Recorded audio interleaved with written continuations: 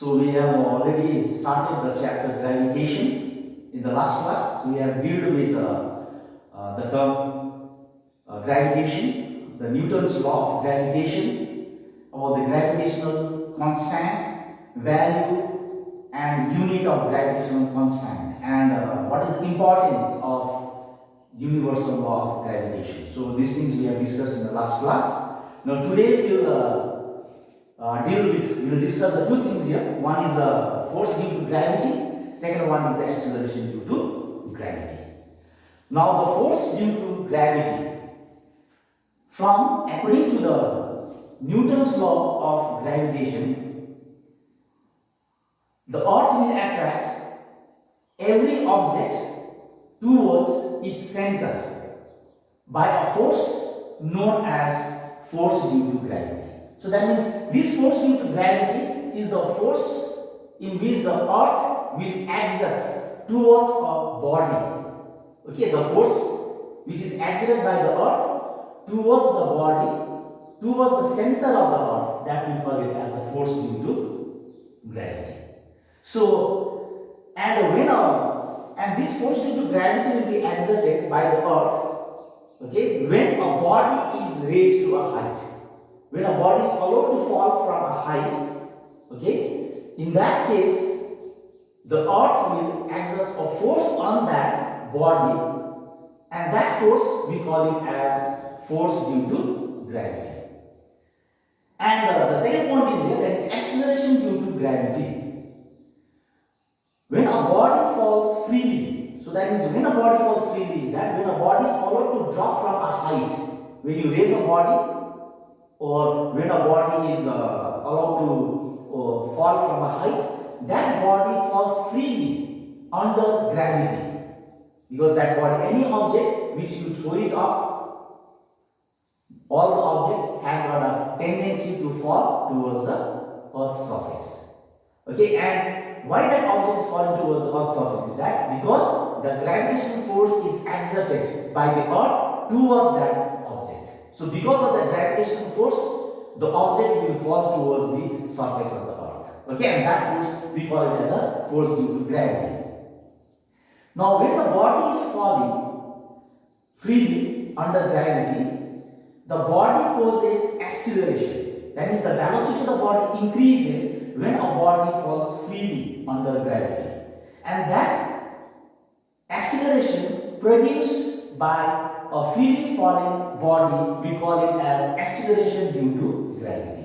So acceleration due to gravity is the acceleration produced by a freely falling body is known as the acceleration due to gravity. And this acceleration due to gravity is applicable to the body when the body falls freely. When the body is on the surface, acceleration due to gravity is not there. The acceleration due to gravity will become zero at the center of the earth.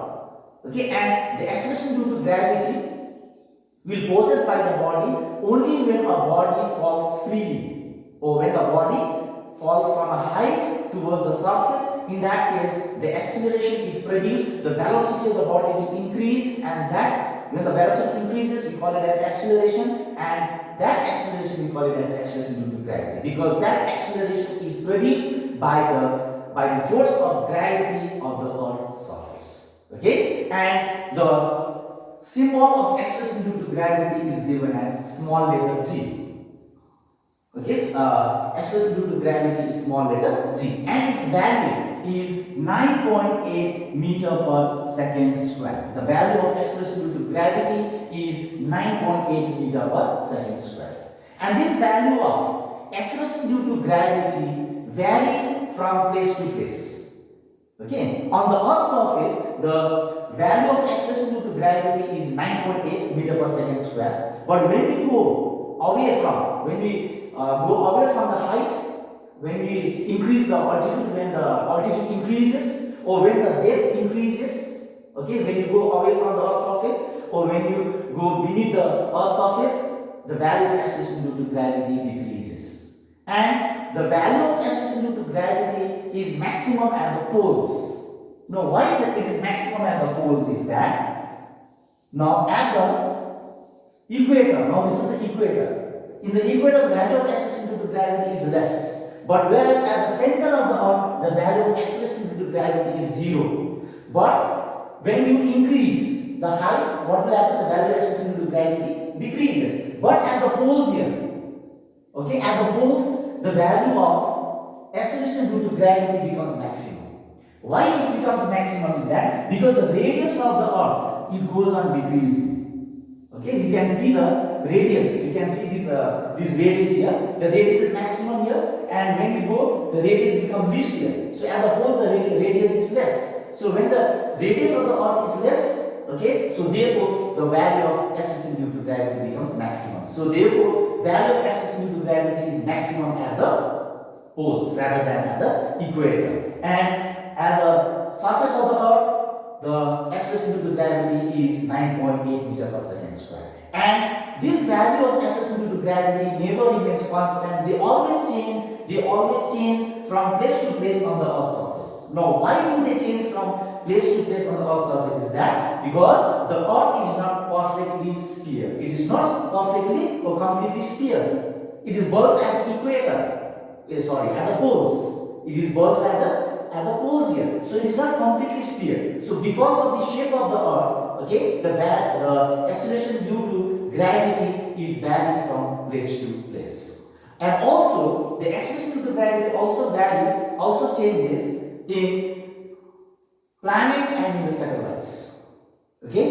And in the moon, the value of acceleration due to gravity is 1/6 to the value of acceleration due to gravity on the earth's surface. So on the earth's surface is 9.8 meter per second square is the value of earth acceleration due to gravity on the earth's surface. So when we go to the moon, the value of acceleration due to gravity will change. That means 1/6 to the value of earth's surface, value of acceleration due to gravity on the earth's surface. So that is why when we go to the moon, we feel ourselves weightless.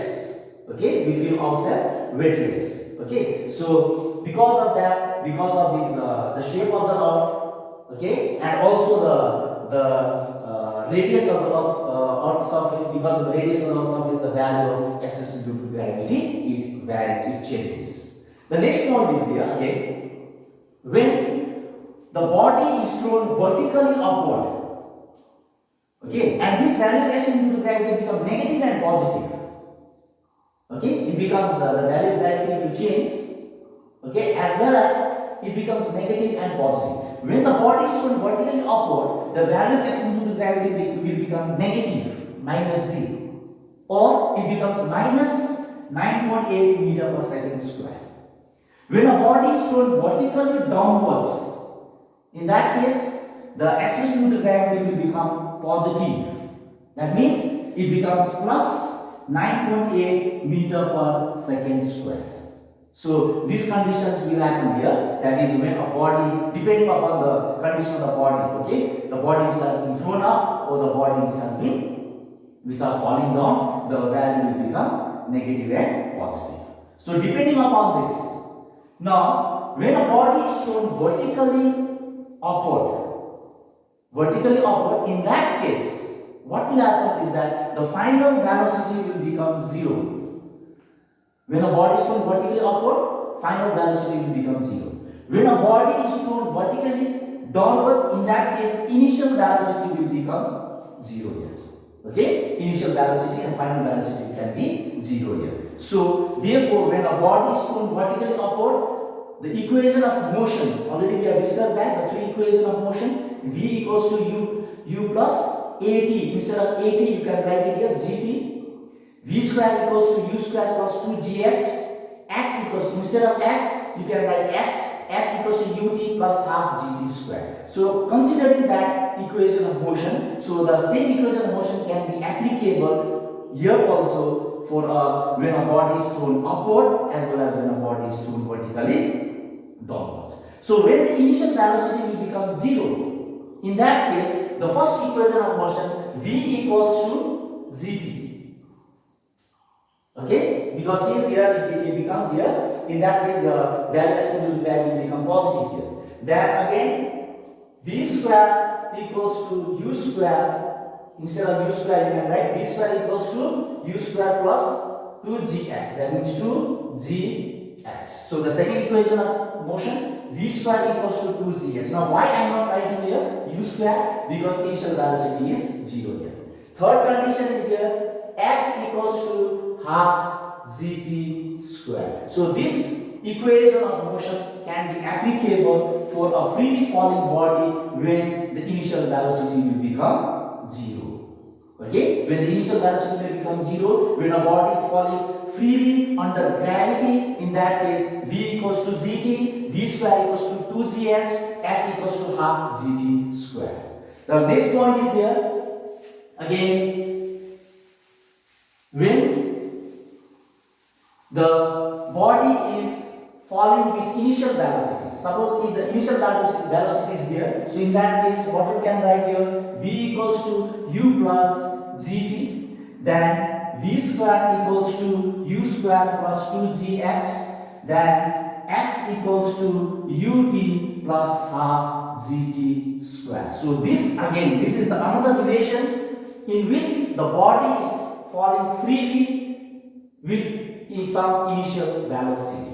Here the initial velocity is 0. When the initial velocity is 0, you can use this relation. When a body is falling with some initial velocity, okay, with having some initial velocity, in that case the equation of motion will become, for a freely falling body, will become v equals to u plus gt, v square equals to u square plus 2gh, h equals to ut plus half gt square. Then the next point, when a body is thrown vertically upward, in that case what will happen? What will happen here? The acceleration due to gravity will become negative. So in that case what will happen here is that v equals to u minus gt. Okay, then v square equals to u square minus 2gh. Then x equals to ut minus half gt square. So this minus sign is coming since the body is thrown vertically upward. So the three equation of motions are there.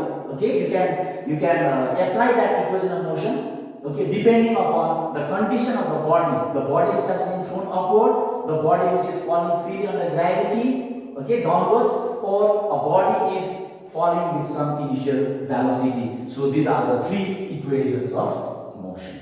Okay, so in the next class we will come to the next point, mass and weight of the